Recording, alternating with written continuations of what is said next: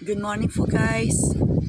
Dito po ako si Cecil. Mag-share sa inyo ng konting healthy food. Gumawa po tayo ng vegetable salad. Simpleng vegetable salad lang naman po ito. Kayang-kaya po ng ating bulsa. Siyempre po kahit mahal ang mga gulay ngayon, bibili po tayo kahit konti-unti lang. Tulad nito. 2 pieces lang po ng tomato kinuha ko. And 1 piece lang po ng onion, 2 pieces ng carrots, 2 pieces ng boiled egg with mayonnaise and chicken,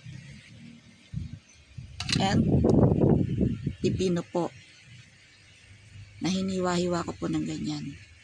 Tapos po ang ating iinumin, ang amin po palang iinumin ay itong lemon and pipino with water na talaga siya, babad na babad siya sa tubig.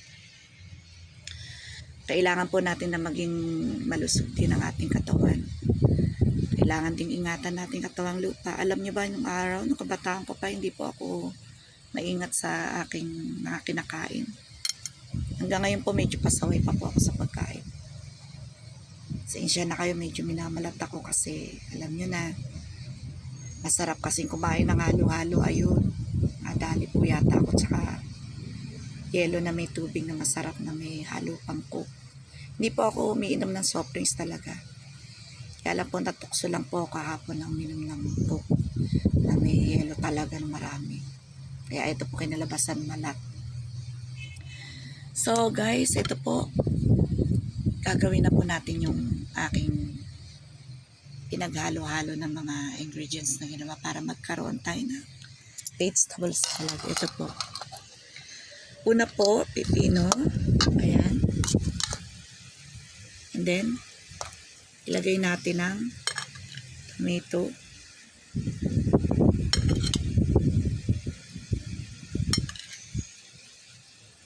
Ayan.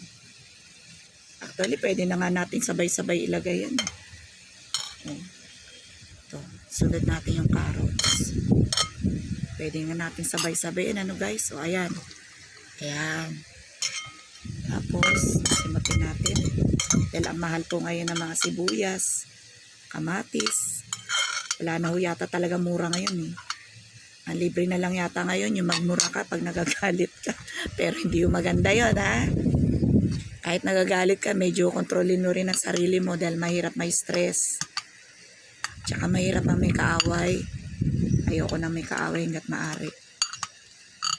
Gusto ko yung aking puso ay laging malambot, na hindi nagtatanim ng galit sa kapwa ko kahit kanino.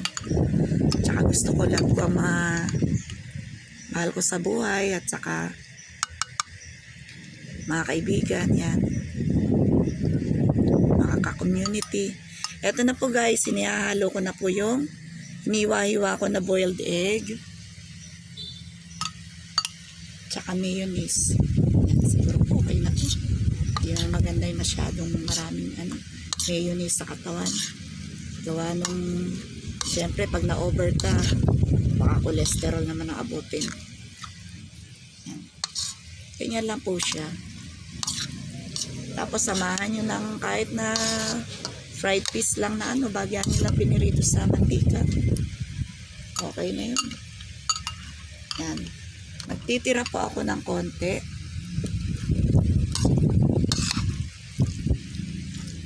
Ng konting mayonnaise na may egg at saka chicken. Kasi hindi naman po masyadong maganda yung masyadong maraming mayonnaise talaga.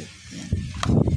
Tapos po guys, medyo budburan nyo na po ng konting asin kung gusto nyo, kung natatabangan kayo. Pero para sa akin po, okay na yan. Mahirap po naman yung sumobra alat. Mahirap i-repair pag maalat. And then, after nyan, guys, pwede na po nating kainin. Maya-maya ng konti. Medyo palamigin nyo ng konti kung gusto nyo. Pero ako po, hindi mahilig talaga sa mga malalamig. Kaya po, okay na to sa akin. Okay, see you guys. Sana po nagustuhan nyo itong aking recipe na ginawa ngayon. Healthy food po ito. At pwedeng-pwede po sa mga nagda-diet para hindi kayo masyadong tumaba. At sana po Bigyan nyo naman po ako ng konting likes dyan. Tsaka subscribe my channel po. Nakikita nyo naman po yung channel ko dyan. Pakisubscribe nyo naman po. At paki-like and share naman po. Parang tulong nyo na lang din po sa akin sa aking vlog. Thank you guys. God bless us all. And see you on my next video. Bye!